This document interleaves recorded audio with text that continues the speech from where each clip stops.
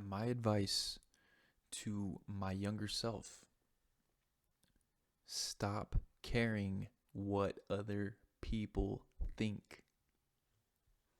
Stop caring what other people think. So simple. It sounds so simple.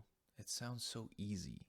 Like, oh yeah, just stop caring what other people think, right? Like, well, that is difficult for a lot of people. It was difficult for me. I look around, it's difficult for a lot of people. I look around and I see everybody trying to please somebody. They're trying to fit in. They're trying to be accepted. Isn't that what peer pressure is? Right? You want your friends to accept you, so you end up doing something that you don't really want to do, but you just do it because you want them to be your friends. I mean, haven't we all been there? If you haven't been there, I tip my hat to you, because I don't know what that's like. But if I could go back in time, 10 years, 15 years, which 15 years ago I was 18. Crazy. 10 years ago I was a 23-year-old. Now, if I could go back 10 years, I might have prevented myself from getting a DUI.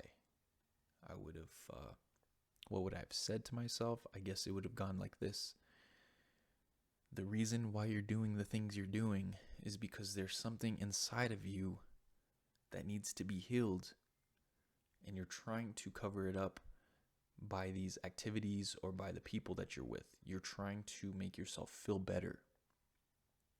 You don't know how to love yourself yet. So you're seeking that love from other people. You're seeking that love from dopamine, from substances. You're seeking that love from images on a screen and self-pleasure. But at the end of the day, none of those things are going to fulfill you. You know that. I know that. I think we all know that. But why do we keep doing these things? Well, because we create cycles and patterns. We create habits. Isn't that what an addiction is? It's a habit that you continue to do that takes over your life, and then it starts to rob you of your energy, of your health, of your money.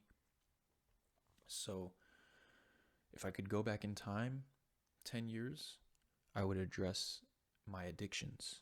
Back then, I had, I guess I would say, a period of experimenting with substances that eventually turned into a full out addiction. Now, it wasn't the same type of addiction that I see with other people. Like, it wasn't like prescriptions. It wasn't like I needed pills, like I was fiending for them. My addiction involved my mind and creativity, because I've always had that passion, the desire to ponder on things and to be creative and to be artistic. So when I discovered substances that can enhance that, like psychedelics, I became very interested and curious. Now, the problem with that was the illegal nature of substances, of many of these substances, is going to create a situation where you might get something out of it, but you're doing something illegal. You have to purchase it, or you have to meet up with somebody. You have to know somebody who has these things, and it just creates a negative atmosphere around this experience. Now, in and of itself, the experience wasn't necessarily bad, but it's what I was doing in the midst of my life during this time that made it bad, and that turned it into an addiction. Because of the trauma in my life, I was seeking these substances to fill a void. Now, if I was talking to myself 10, 15 years ago, I would say, what is that void? What is the void that you're trying to fill? Where does it come from? For me now, I realize it was my relationship with my parents. And I think for a lot of us, that's probably the case. But for me, it was just growing up with a single mother, not really having a close relationship with my father, and feeling like I didn't have enough. So when I would finally feel some type of satisfaction that would fill that void for a little bit, whether it was from chemicals, whether it was from a girl, whether it was from friends, I didn't realize I was trying to fill the void. I didn't realize it. It was just like an energetic thing that happened where I was just like literally like drawn to those things like a magnet.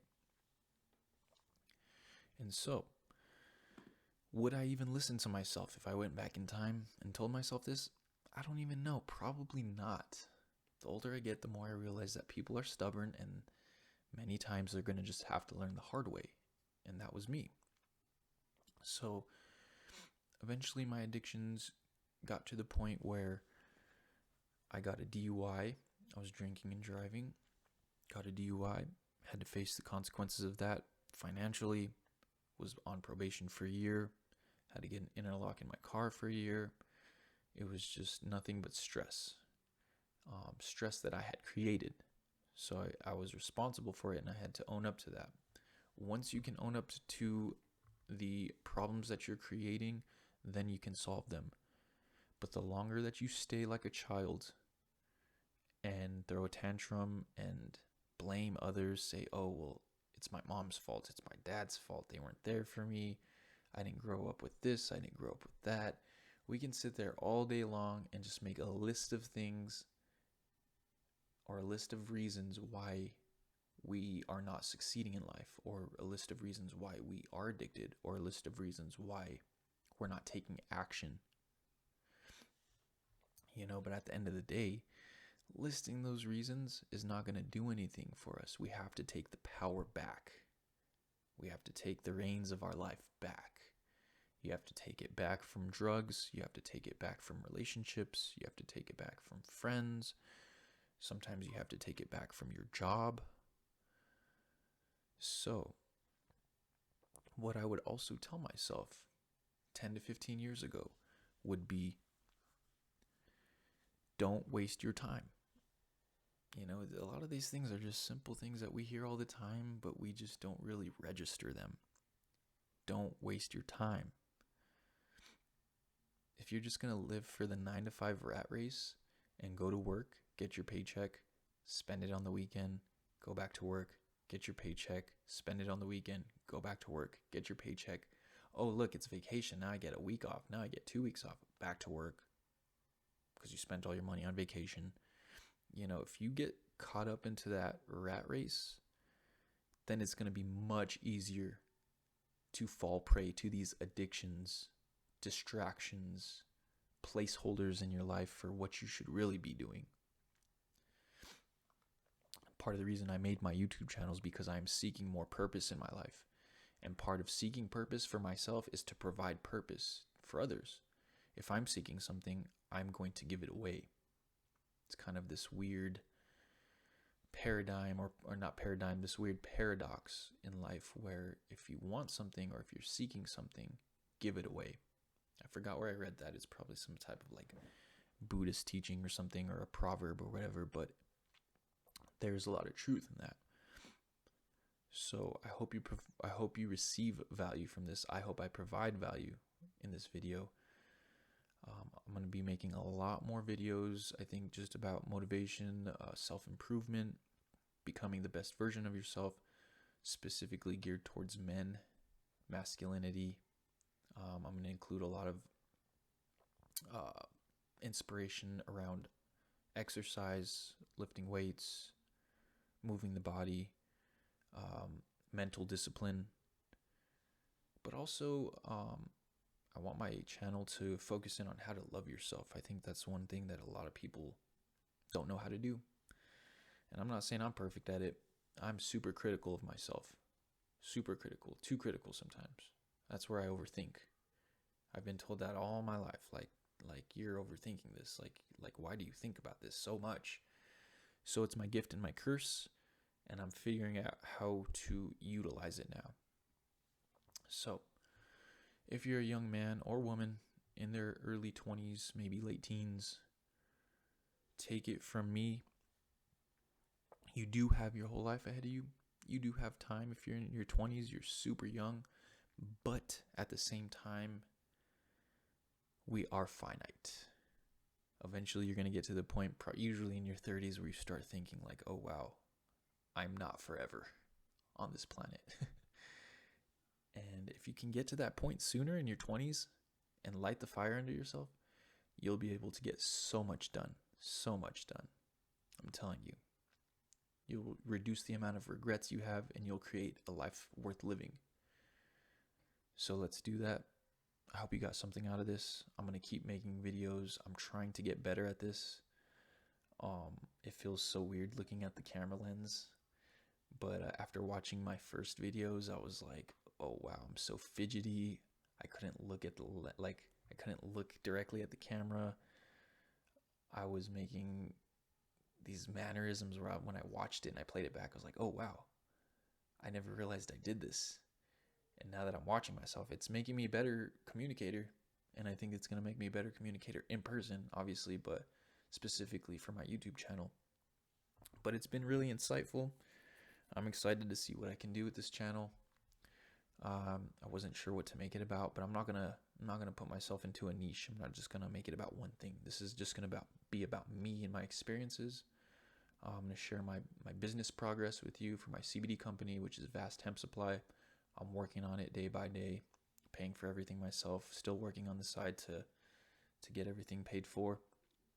So if you'd like to support my company, visit my website, vasthempsupply.com. I sell CBD products. I don't have labels yet, so if you order anything, it's going to be completely labelless. I'll include information about what you've ordered, dosing options, how many milligrams and stuff like that. So I know what I'm doing. I worked in a CBD shop for a couple years. I worked in a couple dispensaries for a few years. So that's why I decided to start my CBD company. I saw a need in the market for affordable products, and so that's what I'm here to provide. So link should be in the description, or if not, it's in my bio. But if you'd like to support my company, I appreciate it. I'm just barely getting the ball rolling. And yeah, I don't think I have much else to say. I don't know what the next video is going to be about. I'm just like kind of brainstorming on ideas. Probably going to be about fitness. I'm thinking about making it like how to gain muscle for skinny guys or something. So anyways, hope you guys have a good day. Catch you later.